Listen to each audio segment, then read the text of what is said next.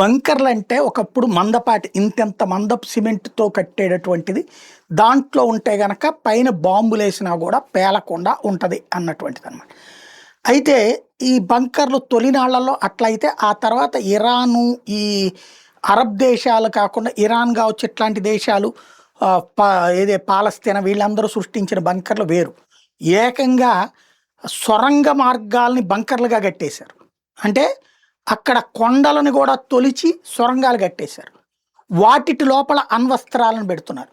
వాటిటి లోపల అణ్వాయుధాలను పెట్టేటటువంటి ప్రయత్నం చేస్తున్నారు. పాకిస్తానోడు గూడా అదే ధోరణిని అనుసరిస్తున్నారు. ఇరాన్ నుంచి ఆ బంకర్లు తయారు చేసి వాళ్ళని తీసుకొచ్చి. మొన్న అట్లాగే నూర్ అలీ ఖాన్ ఎయిర్ బేస్ ఏదైతే ఉందో అక్కడ ఉన్నటువంటి కైరానా హిల్స్ లోపల ఇట్లాగే అణ్వాయుధాలు పెట్టుకుని అమెరికా ద్వారా, చైనా ద్వారా మనకు వార్నింగ్‌లు ఇప్పించారు. అణుబాంబు వేయబోతున్నాం మేము భారత్ మీద అని. అప్పుడే మన సైన్యం ఏం చేసింది? సరిహద్దు దాటలేదు. యుద్ధ విమానం ఇలా నిలబెట్టింది. ఇక్కడి నుంచి కొట్టినటువంటి మిస్సైల్ ఎళ్లి కైరానా హిల్స్‌లో ఏదైతే ఈ అణుబాంబులు తీయడానికి ఉన్నటువంటి ద్వారం ఉందో ఈ ద్వారాన్ని పేల్చేసింది. అట్లాగే ఇందులో నుంచి ఉన్నటువంటి ఈ బంకర్‌లో రోడ్డు ఉంటది. ఈ రోడ్డుతో ఇక్కడ ఆ నూర్ ఖాన్ ఎయిర్ బేస్ ఉంటది. ఇక్కడే F-16లు, F-35లు ఉంటాయి. ఇంకొక మిస్సైల్ కొడితే ఇవన్నీ ఇందులో నుంచి ఇలా బయటకొచ్చి రన్‌వే మీద ఎగరాలి కదా! ఈ రన్‌వే పేలిపోయింది. దీంతో యుద్ధంలో ఓడిపోయి చేతులెత్తేసి పాకిస్తాన్ సరెండర్ అయింది.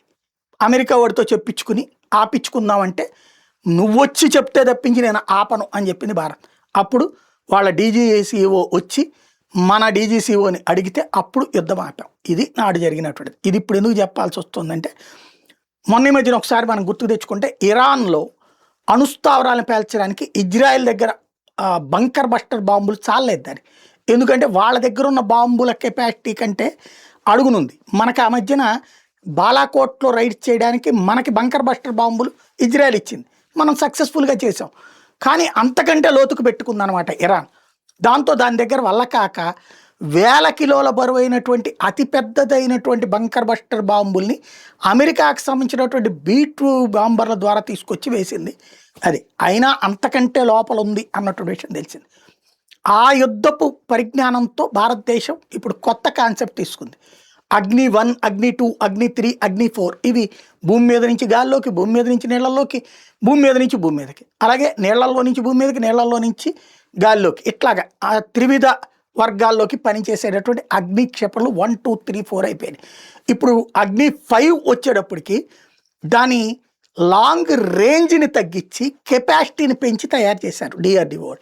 దీని పద్ధతి ఏంటయ్యా అంటే ఎంత శక్తి అయితే ఉంటుందో అంత శక్తి ఉంటుంది. కానీ దూరం వెళ్ళదు. దగ్గరలో ఉన్న లక్ష్యాన్ని ధ్వంసం చేద్ది. అంటే అది బంకర్ బస్టర్ బాంబులు అనమాట. ఇరాన్‌కి సంబంధించిన బంకర్లనైనా పేల్చగలిగినంతటి శక్తివంతమైనటువంటి బాంబర్ కిందన ఏదైతే మనకి సంబంధించిన అగ్ని-5ని తయారు చేసింది DRDO ఇప్పుడు.